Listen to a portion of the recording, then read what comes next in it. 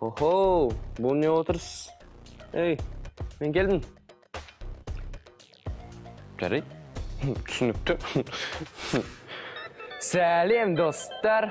Менің әріптестерім виртуалды әлемге кіріп кеткендіктен бүгінгі бағдарламаны мен жалғыз жүргіземін. Армандапсың. Біз осындамыз. Бәріңе салют. Иә. Түсінікті. Сендердің көңілдеріңді осылай бөлмесем, маған назар аудармайсыңдар ғой? Негізі шынымен де достар, уақытымыздың жартысы осы интернетте өтеді. Шынайы өмірді сүруден қалдық қой? Тур үлкен кісілер секілді сөйледің ғой. Қазір оларда әлеуметтік желімен жақсы таныс. Инста парақшаларын ашып алған. Сосын WhatsApp'та группалары бар. Ол ештеңе емес, қазір үлкендердің көбісі жастардың жаргон сөздерін біледі.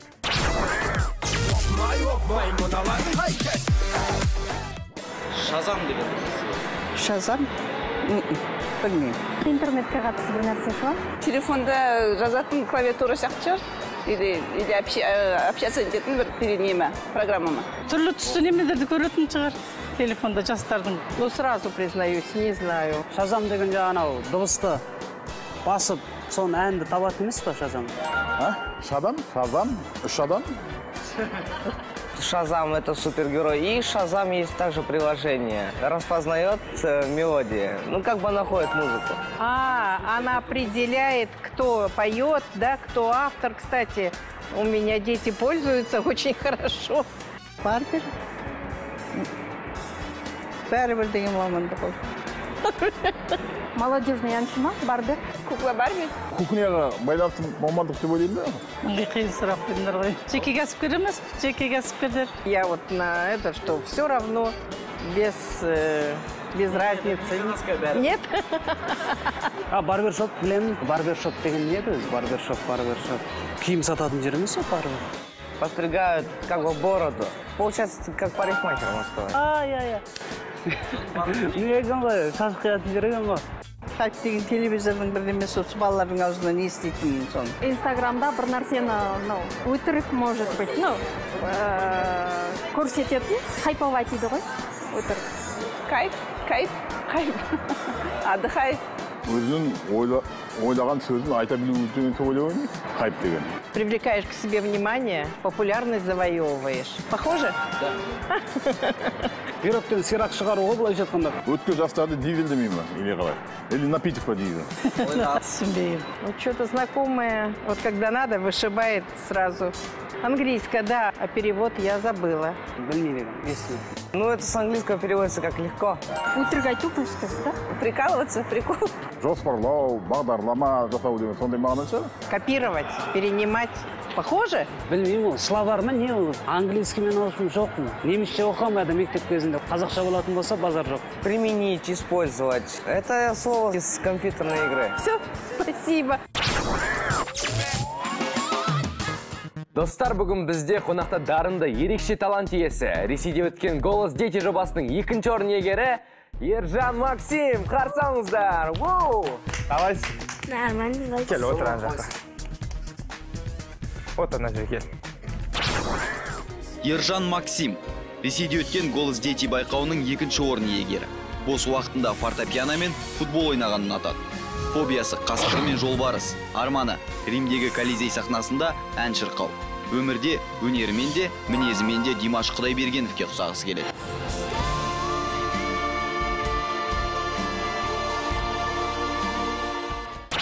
Жалпы көңіл-күйің қалайсың?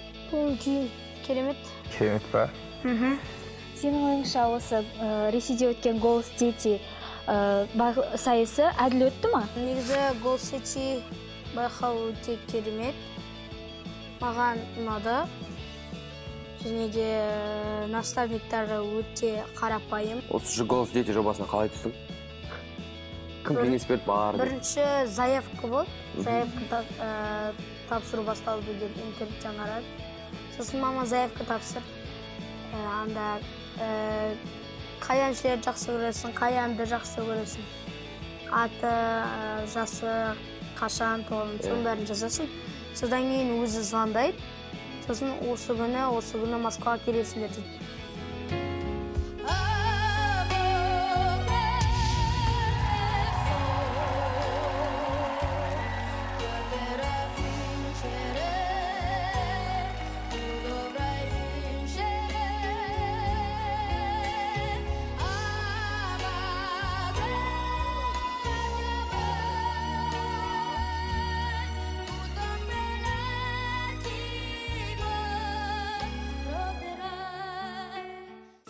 Ал сен қандай әнші жақсы көресің дегенде қалай жауап бердің? Мен айттым, Димаш Құдайберген және Валерий Меладзе и Андрей Бачили. Саған Димаш Құдайбергенов жылы лебізін білдірген кезде қандай сезімде болдың сен? Инстаграмда да жазды, осылай да сөйлестік. Не деп жазды? Бауырсақ деп жазды. Жеп қойым деген жоқ па? Жоқ. Қазір сен жалпы мектепте оқисың, иә? Оқушысың. Қай сыныпта оқисың? 6-шы А сынып оқушысың. Мен де 9-шы А деп оқимын. Енді мысалға сабағыңа осы жалпы конкурстар әсер етпей ма? Үлгердің қалай? Үлгерімім нашар деп айта аламын, өйткені мен сабақтан 2 айларға қойдым. Сүйіп оқитын пәнің? Сүйіп оқитын пәнім.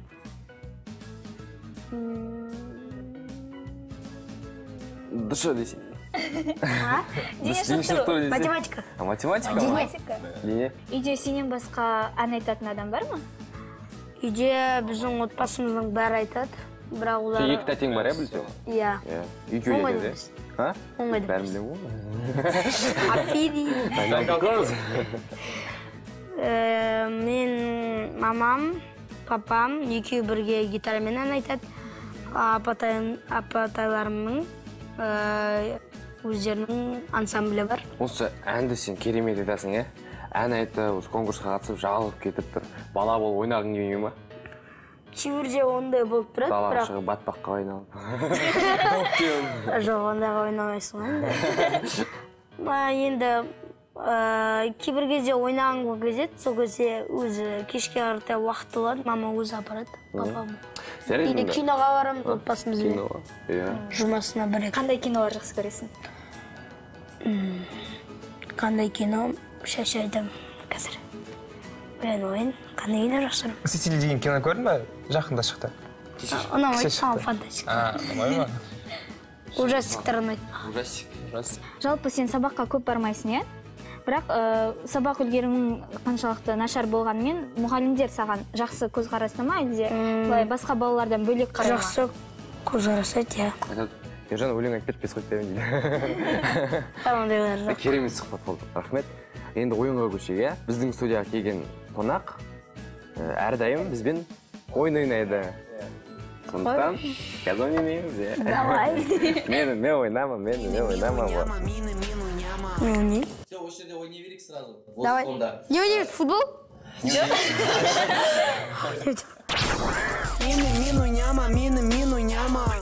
Ойын ондай аса қатты қиын емес, қазір түсіндіріп кетемін. Жалпы әнші адамға еш нәрсе сахнада бөгет жасамау керек, е? Оны білетін шығарсың. Мысалға көп әншілерде фонограмма өшіп қалғанда, шынында микрофон лақтырып кетіп қалып жатады, е? Немесе сасық қалады. Ол негізі профессионалдыққа жатпайды деп ойлайсың ба? Қалай ойлайсың? Өлеңнің өзін сезімей тұрған. Ой, красавчик. Енді сен қатты сезінетін білеміз біз. Қазір, мен сен наушниктік келсің, қазір келмей жатыр. Қатты музыка қосылады. Сен тыңдап отқанда, біз бір өлеңді айтамыз. Атын айтамыз. Сен қай өлең екенін ұғың керек. Сосын бізге орындап бересің. Акапеллада. Сосын, акапеллада сен бізге айтып отқанда, біз саған неше түрлі кедергілер жасаймыз. Ал сен сол кедергіге қарамай айта беруің керек. Иә, давай. Түсіндің ба? Давай, кеттік ал. Маэстро, музыку. Қосылды ма? Самая вышка? Синяя вечность. Синяя вечность. Синяя вечность. Синяя вечность. О, море.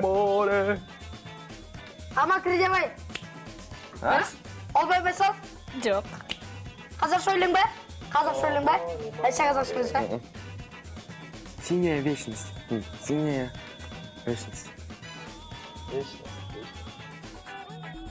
О, море, море. Синяя вечность, синяя вечность. Ne айтып отырсыздар? Сен айттың сол өлеңді.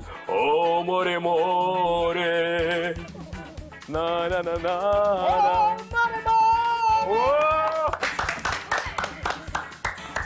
Енді осы өлеңді сен бізге акапельно айтып бер, е? Біз саған кедергі жасаймыз. Естіпай, құлағы тағып. Жоқ, дауыс шешесіз тұр. Жай айта берсін. Море вернулась, кофром чая, песни.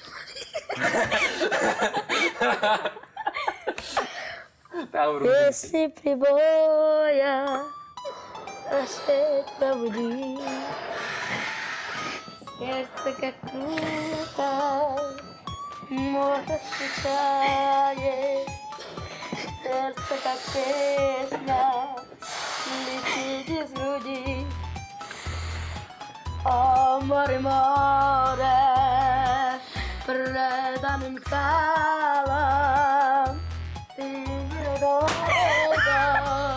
подаришь прибой. Море возлига вдали, дали. Все, рахмет.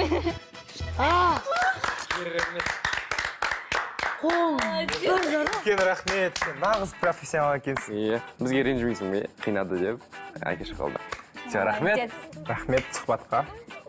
Келгеніңе рахмет саған. Балықтарыңызға жалынды сәлем, және де балықтарыңызға пока.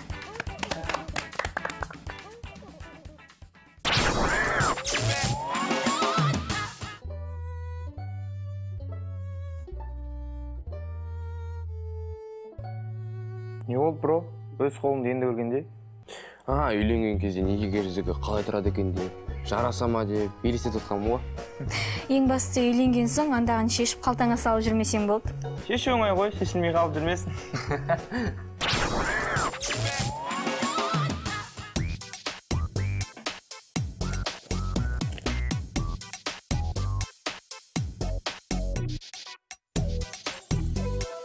О, моя прелесть. Айлана.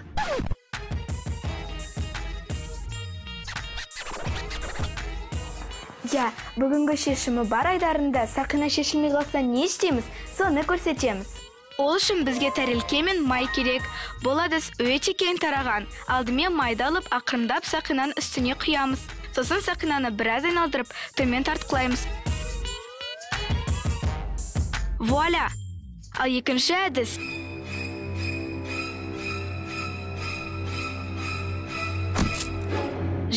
Қалжың ғой. Екінші әдіс тіптен оңай. Сабын мен су кез келген үйден табылады. Сақинаны сабынмен жақсылап тұрып ысқылап аламыз. Сосын көпіртіп айналдырғанда өзі сырғып кетеді. Үшінші тәсіл болса, ерекшелеу. Ол үшін бізге жіп пен ине қажет. Инені сабақтап алып, Сақинаның астына өткіземіз. Сосын оны жібімен саусағымызды орап шығамыз. Ол оның көлемін кішірейтеді. Уақытша әрине. Ал біз осы сәтті пайдаланып, жіпті қайта босатып, жүзікті шешіп аламыз. Мінекей, айттым ғой саспа деп, себебі әр мәселенің шешімі бар.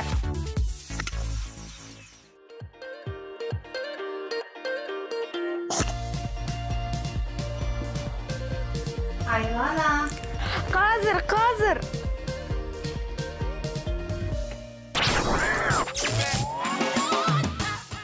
Достар, біздің контент жалғасуда. Қасиет, Аружан, сендерге сұрақ. Жалпы адам көркі шүберек дегенмен келісесіңдер ме? Енді адамның сырт келбетіне қарап баға бере алмайсың, бірақ әдемі көрікті болып жүргенге не жетсін? Ол үшін әрине киген киімім жарасып тұру керек. Осы жағынан бірақ қыздарға сәл қиындау енді. Қай жағынан? Енді қара, қыздар көйлек таңдайды бірінші, сосын көйлекке жарасатын аяқ киім таңдайды. Сосын ол аяқ киімге жарасатын сөмке таңдайды. Сосын сөмкеге жарасатын орамал таңдайды. Келісемін, осы жағынан бізге жігіттерге оңай. Біз қолға ілінгенді киіп кете береміз ғой. Айтпақшы бір қызықты мәлімет айтайын ба? Айтшы. Анау Марк Цукерберг пен Стив Джобс бар емес пе? Күнделікті өмірде бір киімді киіп жүре береді екен. Не үшін? А? Не үшін? Киім таңдауға уақыт жоғалтпас үшін. Бұның қызықты ақпарат екен. Әйтпесе кейбір ер адамдар қандай жейдеге, оған қандай галстук тағам деп қыздар сияқты айнаның алдында ұзақ тұрады ғой. Аружан, қорықпасай, бұл мәселені мен реттеп келдім.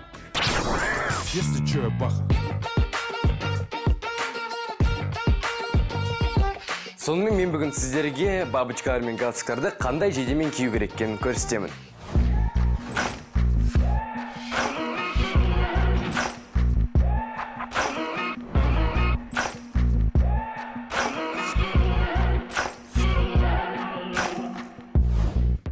Галстук. Классика болғандықтан кез келген образға сай келе береді. Әсіресе қарасы, ол өте әмбебап. Ең бастысы есіңізде болсын. Кез келген галстуктың түсі жейдеден тұнығырақ болуы керек. Бабочкаға келетін болсақ, оларды арнайы белдемшемен немесе смокингпен тағады. Алайда қазір блейзер мен күртемен киюде сәнге айналды. Бастысы көлемі жейденің жағасынан үлкен болмауы тиіс. Бұндай жағдайда күлкілі көрінеді. Көп жағдайда бабочканы үлкен іс-шараларда, мерекелерде тағады. Әсіресе олар ақ жейдемен үлесімді. Мұндай жағдайда кез келген түсті бабочканы қорықпай таға бересіз.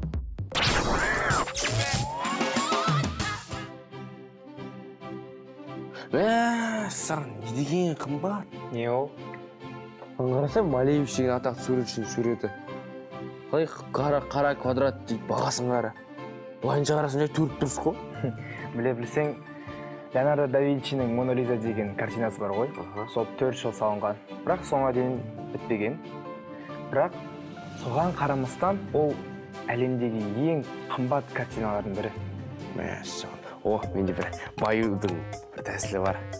Ана бізде суретте деген айдар бар емес па? Соған бір атақты суретшіні шақырып, сурет салғызып, соны сату керек. Сәлем бәріне. Сіздермен бүгін шекер. Я, дұрыс айтасыз, Дархан жүз. Шекер, бір жағалауға мың шағала. Қалыңыз қалай? Бәріне сәлем, жақсы, өзіңіз? Жақсы. Ал енді ойын ойнауға дайынсыз ба менімен бірге? Енді шартты түсіндірейік. Біріншіден, бізге 60 секунд беріледі. 60 секундтың ішінде мен сізге 3 сұрақ қоямын. 3 сұрақтың жауабын айтпай, оны суретке салып көрсетесіз. Түсінікті ма? Ал ендеше бастайық. Алтын балық ұстап алдың. Қандай 3 зат сұрайсың? 3 зат?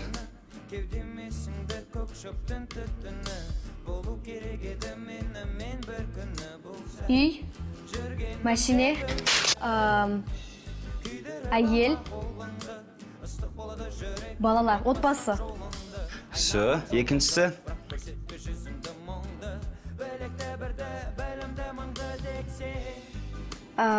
Машине,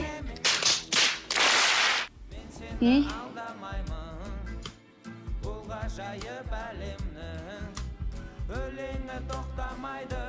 күшті болу ма? Ничего, ручки? Слушай, ты просто отпад. Благодарю! Тағы, қандай? Ақша. Сауда орталығында жалғыз қалып қойдыңыз. Не істейсіз? Уақыт кетті. Ай, күн. Күліп жүрем, морожен жейм, шоколад. Охранникке барып, соткамен звондайм. Ты потерялась? Я так сильно потерялась, что потеряла то место, где я потерялась. Дұрыс. Бүгінгі күнді қайда өткізесің? Осы бағдарламадан кейін.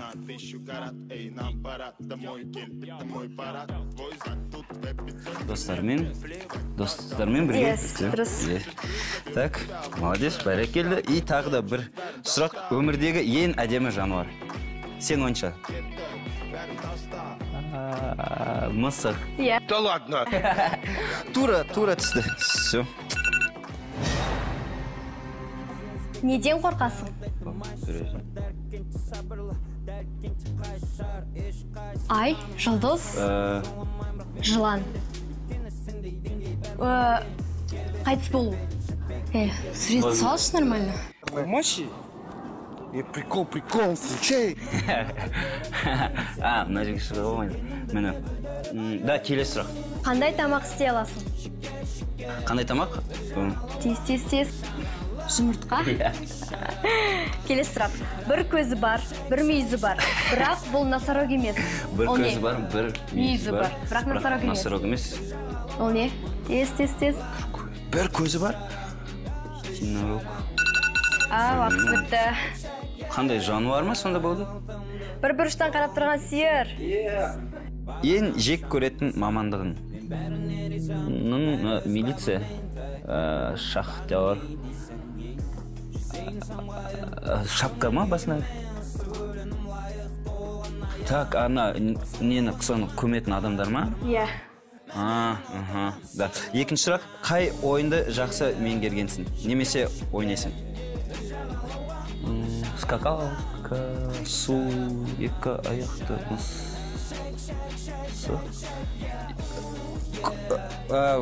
Мына ойынның аты ма осы? Иә. Уақыт болды. Қандай ойын сонда? Крокодил. Крокодил деген ойын? Өкінішке орай, сіз жеңіліп қалдыңыз. Зато қуанышқа орай сіз жеңдіңіз. Құттықтаймын. Менде сізге сыйлық бар. Мынандай кітап, оқыңыз, біліміңізді көтеріңіз. Одан сайын.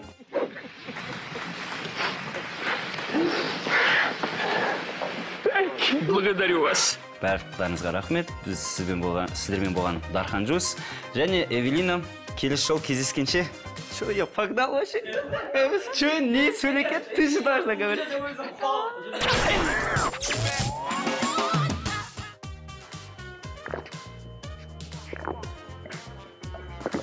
Так, осымен 3 литр болды. Сен не қанша литр су ішкенін санап жүрсің ба? Иә, негізі адамдар күніне 2 литр, кем дегенде 2 литр су ішу керек екен. Мен де жалпы мысалы су ішемін, бәрі су ішеді, бірақ мен сен санамайды екенмін. Ал мүлдем су ішпесе не болады? Ол жағын білмеймін, бірақ жасылыққа апармайтын белгілі. Бәлкім эксперимент жасап көреміз. Давай. Ой, еркендері, эксперимент жасайтын тақырыпты тауыпсыңдар. Бұны Жұлдызбаев естімесін. Одан да нағыз эксперименттің қандай болатынын көрсеңдерші. Сәлем достар, сендер мәдеттегі дейді Мұхаммед. Стоп. Мен айтуым керек сияқты ғой, бұл жерде халаттағы мен, үлкендерің мен арасында және де профессор Жұлдызбаевтың рубрикасы. Ал менің көмекшілерім аттарың кім еді? Мен атым Мұхаммед. Және? Сәлем достар, менің атым Амина. Бәрекелді.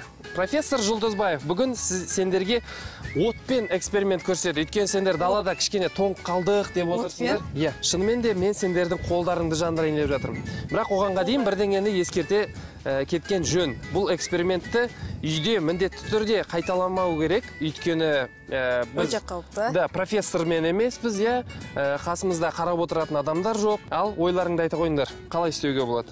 Сіз істеп отқандай бір су құямыз. Дұрыс. Так, сен маған онда көмектес. Мен стоп дегенге дейін суды толтырып құю керек, мына ыдысқа. Так, біраз құй тағы. Көп емес па? Жеткілікті. Так, бізге енді су керек емес, жауып қоя сал. Сабын дұрыс айтасың. Бұл сұйықтық, немесе ыдыс жууға арналған, немесе сабын деп айтуға болады, сұйық сабын. Құй, мен саған стоп дегенге дейін көбірек құюға болады. Үйдегідей экономдамай, Міне біз сабынды құйып біттік. Ал енді не істейтініміз маған өте қызық болып тұр. Бізге қасық керек. Қасық? Қайдан аламыз? Біздің табиғи жаратылымыздан берілген қасықтарымыз бар. 10 қасық әрқайсымызда. Соның біреуін алып шықсақ. Ал қасық. Араластыр енді дұрыстап. Сен оған көмектес өз қасық. Көмектес, тоже араластыр.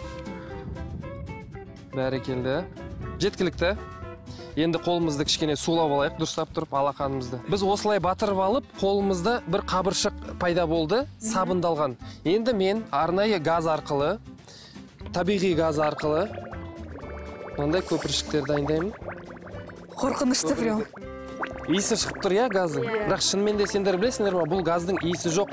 Бұған әдейі иіс қосады, адам сезу үшін бір жерде газ шығып тұрса, осы жаман иісті сезгеннен кейін олар бір жерде газ утечка болып жатқанын түсінеді сол кезде адамдар.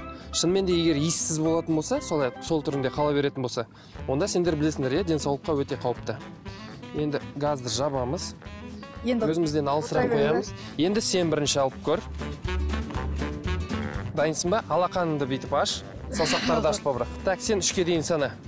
1, 2, 3. Ой.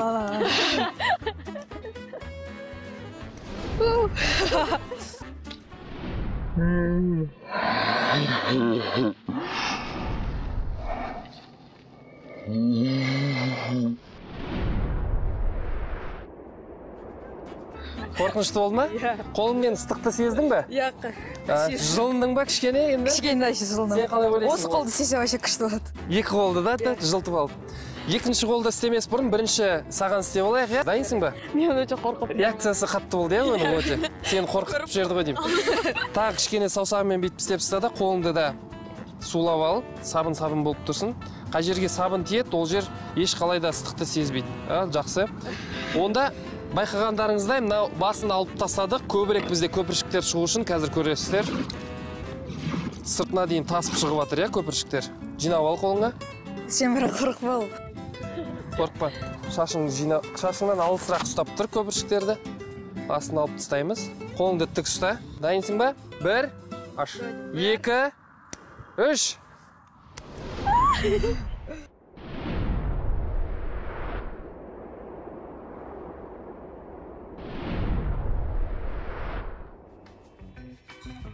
Енді бір-бірлеріңе қол шапалақтап қойыңдар.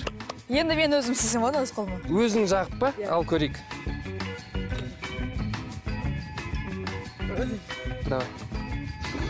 Бірақ біз телекөрермендерге қайталауымыз керек, иә? Ол экспериментті өз еріктеріңмен үйде жасауға болмайды. Өзің жандырып көрейін деп отырсың ба? Иә. Мә, ұста. Астындағын алып ұстау керек. Қолыңды былай ашып ұстау керек. Ашып ұста, иә. Қорықпа. Дайынсың ба? 1, 2, 3. Өте көп болған сияқты.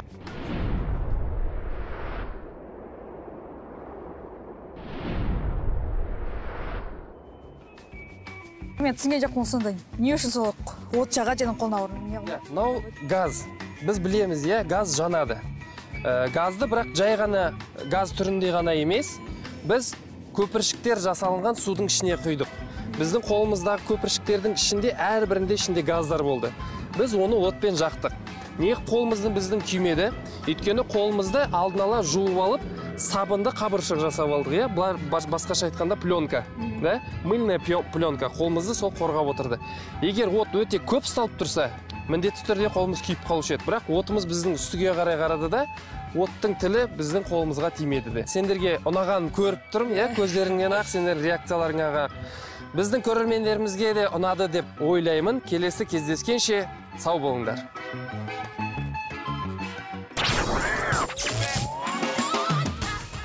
Ал достар, бүгінгі біздің бағдарлама өте қызықты өтті деп ойлаймын. Біздің ұжым әр көрерменнің көңілінен шығу үшін барын салады. Сіздер де біздің эфирді асыға күтіп жүріңіздер. Еш өкінбейсіздер. Өйткені бұл нағыз сіз көретін контент. Сау!